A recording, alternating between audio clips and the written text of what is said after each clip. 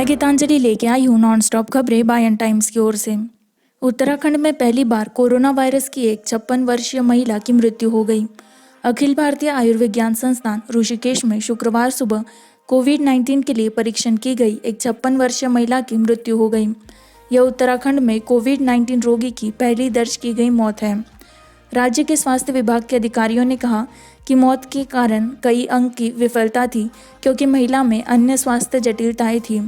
राज्य के स्वास्थ्य विभाग की महानिदेशक अमिता उप्रेती ने कहा, मृतक को मस्तिष्क का दौरा पड़ा था और उसे एम्स आने से पहले 3 अस्पतालों में स्थानांतरित कर दिया गया था।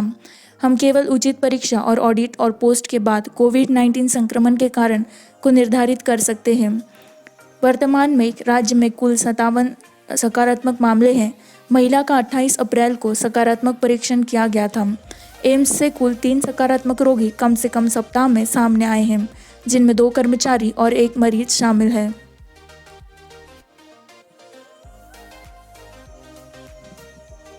चौदह ताज़ा मामले पंजाब के कोरोना वायरस को 554 पर लेके जाते हैं।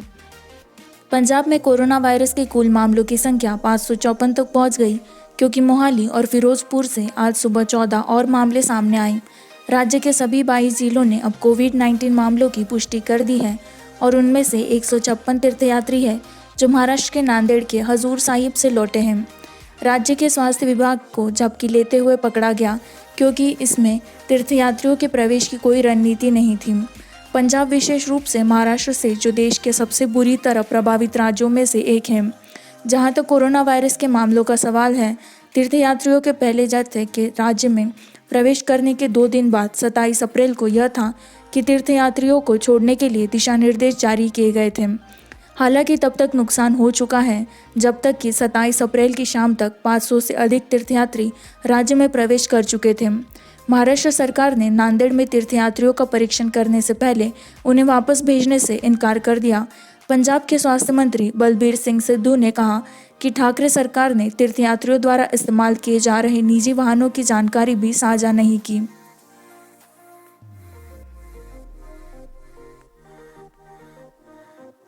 महाराष्ट्र विधान परिषद का चुनाव 21 मई को होगा। भारत निर्वाचन आयोग (ECI) ने शुक्रवार को जानकारी दी कि महाराष्ट्र में विधान परिषद के चुनाव 21 मई को मुंबई में होंगे। चुनाव आयोग ने आज महाराष्ट्र में विधान परिषद के चुनाव कराने की अनुमति दी और कहा कि आवश्यक दिशा निर्देशों की आवश्यकता होगी चुनाव के दौरान कोविड-19 के खिलाफ सुरक्षा सुनिश्चित करने के लिए। आज से ठाकरे ने महाराष्ट्र दिवस के अवसर पर मुंबई के राजभवन में शिष्टाचार भेंट की थी और राज्यपाल भगत सिंह कोश्यारी से मुलाकात की थी। उनकी बैठक लगभग 20 मिनट तक चली। गवर्नर कोश्यारी ने पहले ECI से राज्य में विधान परिषद की 9 सीटों पर चुनाव कराने का अनुरोध किया था, जो 24 अप्रैल से खाली पड़ी हैं। राज्य में मौजूदा अनिश्चितता को समाप्त करने के उद्देश्य से उन्होंने कहा कि केंद्र सरकार ने देश में लॉकडाउन के प्रवर्तन के बारे में कई छूट उपायों की घोषणा की है। कोश्यारी ने कहा कि काउंसिल की सीटों के चुनाव कुछ दिशा निर्देशों के साथ हो सकते हैं। चूँकि महाराष्ट्र के मुख्यमंत्री उद्धव ठाकरे राज्य विधानमंडल के किसी भी सदन के सदस्य नहीं हैं, इसीलिए उन्हें 27 से पहले काउंसिल में चुने जाने की ज़रूरत है। उन्होंने कहा कि चुनाव आयोग ने देश में कोविड-19 की स्थिति को देखते हुए इन 9 सीटों के लिए चुनाव प्रक्रिया को रोक दिया था।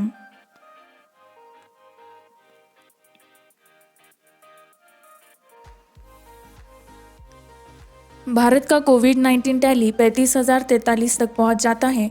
1,147 पर मृत्यु हो जाती है। केंद्रीय मामलों के मंत्रालय ने 1,993 के नए मामलों और 24 घंटों में 73 नई जानलेवा घटनाओं के साथ शुक्रवार सुबह देश में कुल कोविड-19 मामलों की संख्या बढ़कर 35,043 हो गई। कुल मामलों में 25,007 सक्रिय हैं, 8,188 लोग बरामद हुए हैं और 1,147 लोगों ने इस बीमारी का शिकार किया है। कुल मिलाकर 111 विदेशी नागरिक शामिल हैं। स्वास्थ्य मंत्रालय ने कहा, महाराष्ट्र में 459 मौतों के साथ 10,498 से अधिक मामलों की संख्या के साथ सबसे हिट राज्य बना है। हालांकि 1,773 लोग भी बरामद हुए। स्वास्थ्य संबंधी आंकड़ों के अनुसार दिल्ली में अब तक 4,395 मामले दर्ज किए गए, जिनमें से 3,515 मामले थे। तमिलनाडु 2,323 और उत्तर प्रदेश 2,203। महाराष्ट्र में 459 मौतें दर्ज की गई। सभी राज्यों में सबसे ज़्यादा मौतें हुई। पश्चिमी राज्य गुजरात में 214 मौतें, मध्य प्रदेश 137 और दिल्ली में 59 मौतें हुई।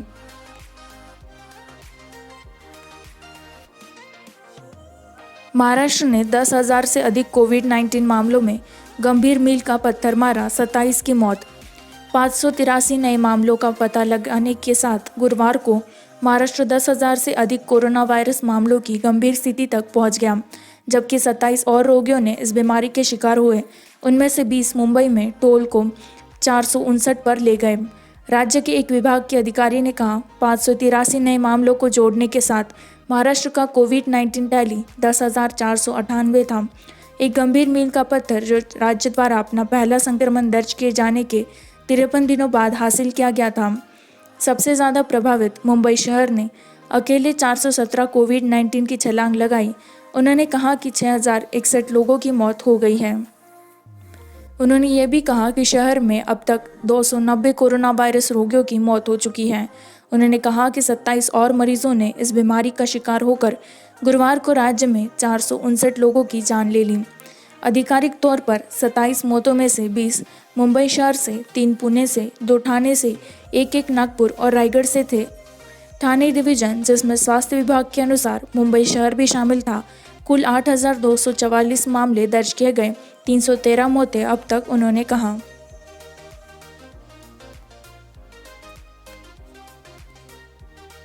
गोवा को ग्रीन जोन घोषित किया, सीएम ने कहा कि लड़ाई खत्म करो। यहां तक कि केंद्र ने गोवा में दोनों जिलों को उपन्यास कोरोना वायरस के प्रकोप के रूप में ग्रीन जोन के रूप में घोषित किया। मुख्य प्रमोद सावंत ने शुक्रवार को कहा कि राज्य को सक्रिय कोविड-19 मामलों के बावजूद लड़ाई खत्म नहीं हुई थी। उन्होंने कहा कि अब जरूरी है राज्य के लोगों के लिए स्वास्थ्य के लिए प्राथमिकता के साथ एक संशोधित जीवन शैली को अपनाना था। हमारे कोरोना वॉरियर्स और गोवा के लोगों के समर्थन के प्रयासों के कारण हमारे राज्य को अब भारत सरकार द्वारा ग्रीन जोन के रूप में वर्गीकृत किया गया है। कोविड-19 के खिलाफ युद्ध खत्म हो गया है। उन्होंने अपने फेसबुक पेज पर कहा, हमें इस वायरस के खिलाफ एक संशोधित जीवन शैली अपनाकर अपनी लड़ाई जारी रखनी चाहिए, जो सुरक्षित स्वास्थ्य मानदंडों जैसे कि स्वच्छता, चेहरे को ढकना, सामाजिक गड़बड़ी को प्राथमिकता देता है। राज्य में स्वास्थ्य मंत्री विश्वजीत राणे ने 1 मई को समर्पित किया, जो प्रकोप से लड़ने वाले अग्रिम पंक्ति के कर्मचारियों के लिए 1 मई को अंतर्राष्ट्रीय स्तर पर मनाया जाता है। कोविड-19 लॉकडाउन, पोर्ट ब्लेयर, चेन्नई के बीच विशेष जहाज, फंसे हुए लोगों के परिवहन। अंडमान और निकोबार द्वीप प्रशासन ने शुक्रवार को कहा कि फंसे हुए प्रवासी श्रमिकों, छात्रों, तीर्थयात्रियों और पर्यटकों को फेरी देने के लिए पोर्ट ब्लेयर और चेन्नई के बीच विशेष जहाज़ों की व्यवस्था करने का फैसला किया है। यह निर्णय केंद्र द्वारा बुधवार को ताज़ा निर्देश जारी करने के बाद लिया गया था, ताकि राज्यों को परिवहन की अनुमति मिल सके। कोविड-19 से प्रेरित लॉकडाउन के बीच फंसे हुए लोगों को उनके गृह राज्यों या गंतव्य के लिए, बयान में कहा गया है, ऐसे कर्मियों का परिवहन एक समय पर एक ही तरह से आधार पर होगा। शिपिंग सर्विसेज के डेप्यूटी डायरेक्टर ने एक बयान में कहा, आमतौर पर केवल विषम व्यक्तियों जो स्क्रीनिंग प्रक्रिया को साफ करते हैं को जहाज पर चढ़ने की अनुमति दी जाएगी। इसी के साथ पोर्ट ब्लेयर में पहुंचने वाले सभी व्यक्तियों को 14 दिनों के लिए अनिवार्य रूप से छूट दी जाएगी और उन्हें बोर्डिंग से पहले इस बारे में एक उपक्रम देने की आवश्यकता होगी। इसने कहा कि जो लोग यात्रा करना चाहते हैं उन्हें मई को शाम 5 बजे तक अपना पंजीकरण कराना होगा। फंसे हुए कर्मियों के आंकड़ों पर आधारित नौकायान निकट भविष्य में निर्धारित किया जाएगा और तदनुसार घोषित किया जाएगा।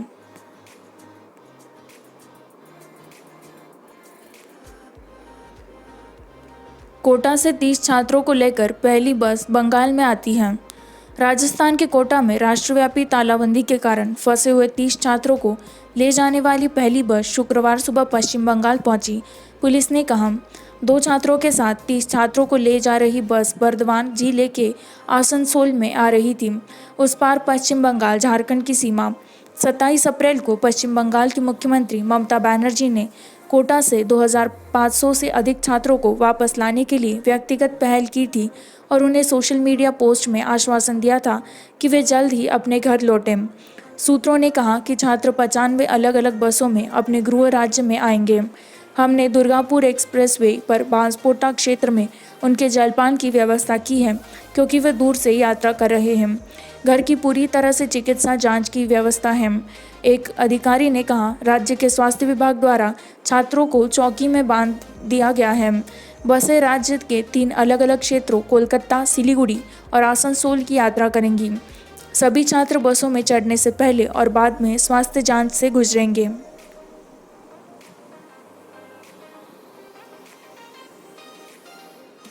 कोविड-19 की दोहरी दर अब 11 दिन है, मामला 3.2%। स्वास्थ्य मंत्रालय।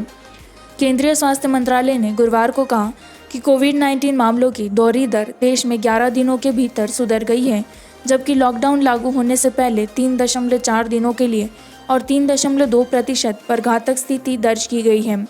पिछले 14 दिनों में देश से कोविड-19 के रोगियों की दर में 13.6% से 25% तक सुधार हुआ है। एक प्रेस वार्ता को संबोधित करते हुए मंत्रालय में संयुक्त सचिव लव अग्रवाल ने कहा कि कई राज्यों में कोविड-19 मामलों की दोहरीकरण दर राष्ट्रीय औसत से बेहतर है। उन्होंने कहा कि कोविड-19 मामलों की दोहरीकरण दर 11 से 20 दिनों तक पाई गई थी। दिल्ली 11.3, उत्तर प्रदेश 12, जम्मू और कश्मीर 12.2, उड़ीसा 13, राजस्थान 17.8, तमिलनाडु 19.1 और पंजाब 19.5 में। अग्रवाल ने कहा कि 20 के बीच में दोहरीकरण दर 40 दिन कर्नाटक 21.6, लद्दाख 24.2, हरियाणा 24.4, उत्तराखंड 30.3 और केरल 37.5 में देखे गए। उन्होंने कहा कि आसाम 59, तेलंगाना 70.8, छत्तीसगढ़ 79.7 और हिमाचल प्रदेश 191.6 में 40 दिनों से अधिक की दोहरीकरण दर का उल्लेख किया गया था। अग्रवाल ने कहा कि किसी राज्य की समग्र दोहरीकरण दर में सुधार के बावजूद कुछ हो सकता है। इसमें जिले ऐसे हैं जहां मामले तेज गति से दोगुने हो रहे हैं। इस प्रकार यह सुनिश्चित करना महत्वपूर्ण है कि हम देश के अन्य हिस्सों के साथ साथ पहचाने गए हॉटस्पॉट क्षेत्रों में फोकस तरीके से काम करना जारी रखें।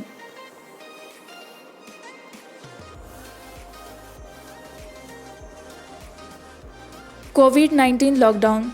हरियाणा पुलिस द्वारा सील की गई दिल्ली गुरुग्राम सीमा। दिल्ली गुरुग्राम सीमा को हरियाणा पुलिस ने शुक्रवार को कोविड-19 के कारण सील कर दिया क्योंकि राष्ट्रीय राजधानी से आने वाले लोगों और वाहनों को वापस जाने के लिए कहा गया था। हरियाणा सरकार ने कहा कि आवश्यक सेवाओं से जुड़े लोगों को गुरुग्राम में प्रवेश करने की अनुमति दी जाएगी। उनमें से कई ने दावा किया कि पास होने के बावजूद पुलिस ने उन्हें सीमा पार करने की अनुमति नहीं दी।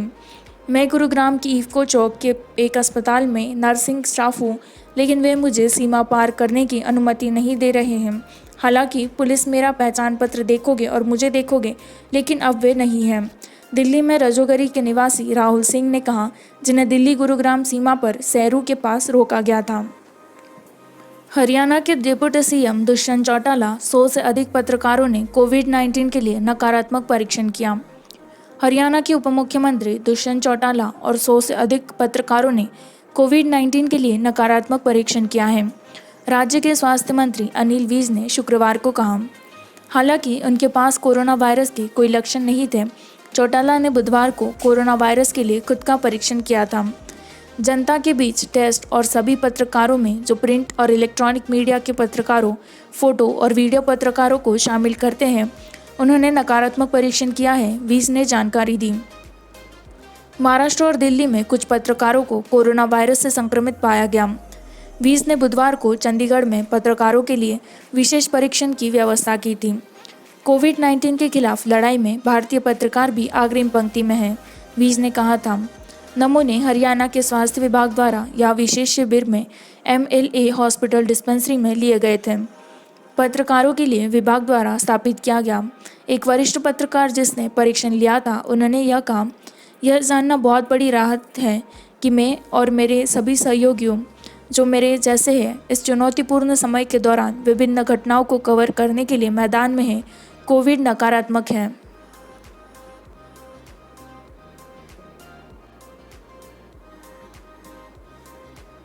वन नेशन वन वॉइस कोविड-19 के फ्रंटलाइन योद्धाओं को समर्पित गान के लिए 100 गायक एकजुट हुए।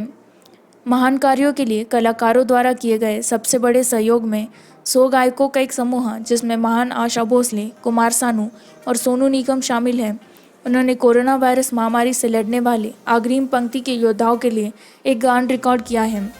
पीएम केयर फंड 14 अलग अलग भाषाओं में रिकॉर्ड किया गया गान one nation one voice Lata Mangeshkar द्वारा भारतीय गायकों की अधिकतर संघ ISRA की ओर से 3 मई को राष्ट्र को समर्पित किया जाएगा।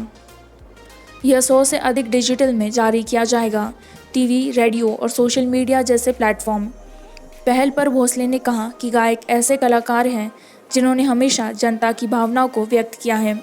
इस अवसर पर जब हम सभी कोरोना वायरस महामारी के खिलाफ वन नेशन के रूप में लड़ रहे हैं, प्रधानमंत्री नरेंद्र मोदी के नेतृत्व में ISRA के तहत देश के 100 गायकों ने राष्ट्र के प्रति हमारे प्यार को व्यक्त करने और इस गीत को वन वॉइस के रूप में समर्पित करने का फैसला किया। उन्होंने कहा, कलाकार जो मैगान का एक हिस्सा हैं, आशा भोसले, अनूप जलोटा, अलका याग्निक, हरिहरन, कैलाश खेर, कविता कृष्णमूर्ति, कुमार सानू, महालक्ष्मी अय्यर, मनु, पंकज उदास, SP बालासुब्रमण्यम, शान, सोनू निगम, तलत अजीज, उदित नारायण ISRA के CEO संजय टंडन ने कहा, PM राष्ट्रों की सहायता में one nation one voice ISRA का एक समर्पण है जहां 100 कलाकार कोरोना वायरस और घर पर सभी लोगों के खिलाफ लड़ाई में सबसे आगे सभी लोगों को श्रद्धांजलि देते हैं, लॉकडाउन का समर्थन किया।